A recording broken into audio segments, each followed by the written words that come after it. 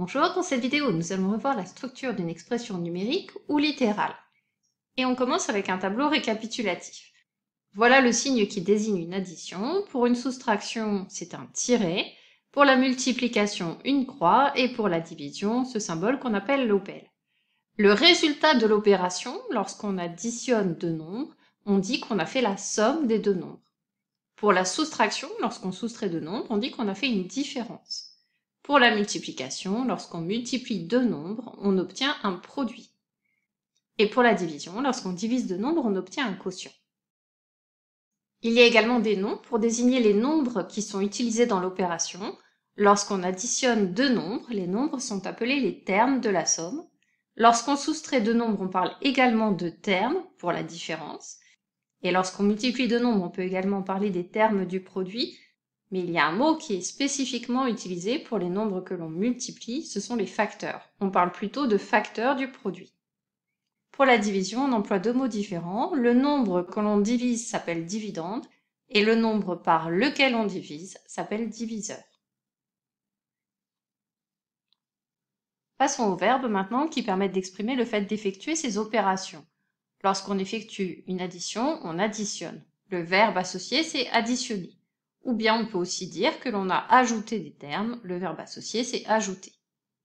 Pour dire qu'on effectue une soustraction, on peut utiliser les verbes soustraire, enlever ou retrancher. Pour désigner la multiplication, on utilise le verbe multiplier, et pour la division, diviser ou bien partager à condition qu'on précise en parts égales. Quelques noms qui sont associés à la multiplication et à la division. Le double d'un nombre, c'est le produit de ce nombre par 2. Le triple d'un nombre, c'est le produit de ce nombre par 3. Le quadruple d'un nombre, c'est le produit de ce nombre par 4. Et le décuple d'un nombre, c'est le produit de ce nombre par 10. La moitié d'un nombre, on l'obtient en divisant ce nombre par 2. Le tiers en divisant le nombre par 3. Le quart en divisant le nombre par 4. Et le dixième en divisant le nombre par 10. Ce vocabulaire et ces notations sont à connaître par cœur si on veut être capable par la suite de reconnaître la structure d'une expression numérique ou littérale. On commence avec quelques rappels. Pour retrouver la structure d'une expression numérique, on recherche quelles sont les opérations prioritaires puisque ce sont elles que l'on va effectuer en premier. Ces opérations prioritaires disparaissent en quelque sorte d'un coup de balai magique. Et lorsqu'il ne reste plus qu'une seule opération à effectuer en dernier, l'expression numérique porte le nom de cette dernière opération. Par exemple, pour la première expression numérique, j'ai une addition et une multiplication. La multiplication est prioritaire sur l'addition. Donc le balai magique fait disparaître en priorité la multiplication. Il restera en dernier à effectuer une addition. Cette expression numérique est une somme. Plus précisément, c'est la somme de 9 et du produit de 4 par 6. Ce qui nous intéresse ici dans cette vidéo, c'est uniquement s'il s'agit d'une somme, d'une différence, d'un produit ou d'un quotient. Je ne te demande pas de préciser davantage.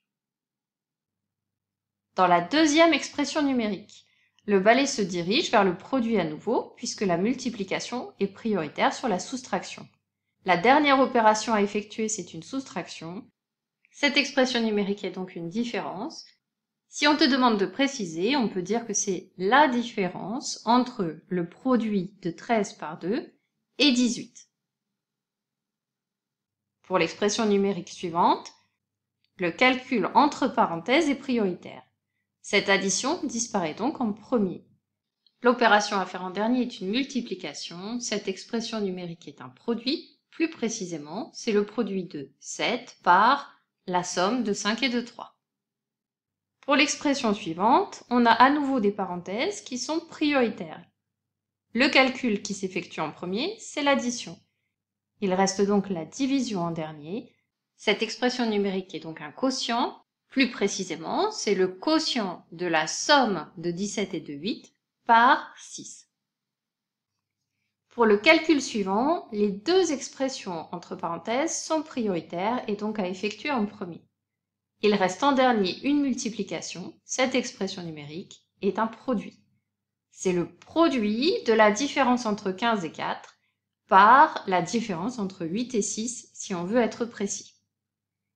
Et pour la dernière expression numérique, la division étant prioritaire sur l'addition, la dernière opération à effectuer est une addition, cette expression numérique est une somme. Si on veut préciser, il s'agit de la somme du quotient de 20 par 4 et de 9. Lorsqu'on doit retrouver la structure d'une expression littérale, c'est-à-dire une expression avec des lettres, on va procéder à peu près de la même façon. Sauf qu'il n'y a rien à calculer si les lettres restent des lettres. Mais on sait que les lettres représentent des nombres. Tu vas donc imaginer que tu remplaces ces lettres par un nombre et tu vas chercher le calcul à effectuer en premier. Dans cette expression littérale, il y a 2 multiplications et une addition. Les multiplications sont prioritaires et vont disparaître en premier. Il restera à la fin du calcul une addition. Cette expression littérale est donc une somme.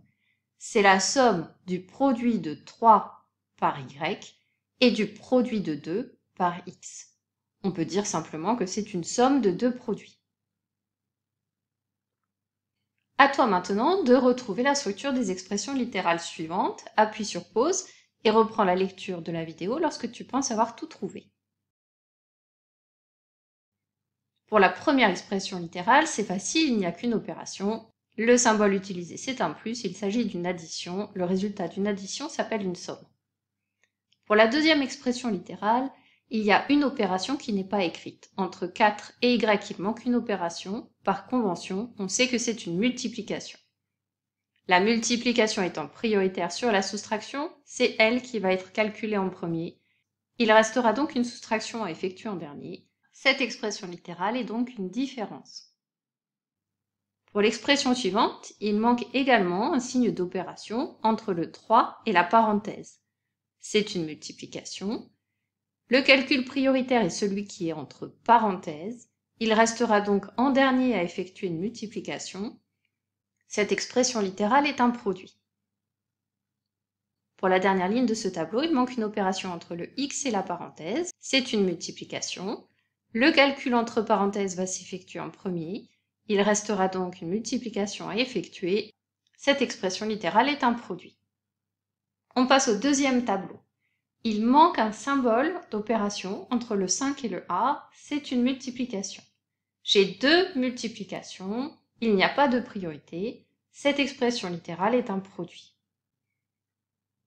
Pour l'expression littérale suivante, il manque une opération entre le 3 et le a, il s'agit donc d'une multiplication.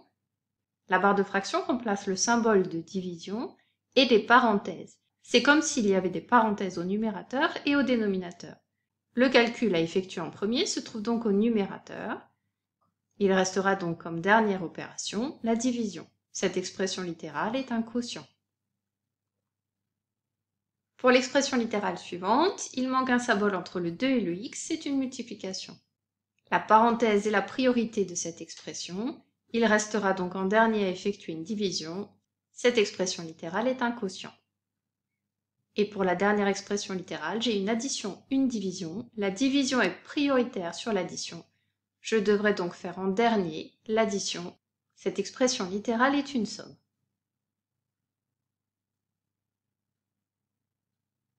C'est la fin de ce rappel sur les structures d'une expression littérale et numérique.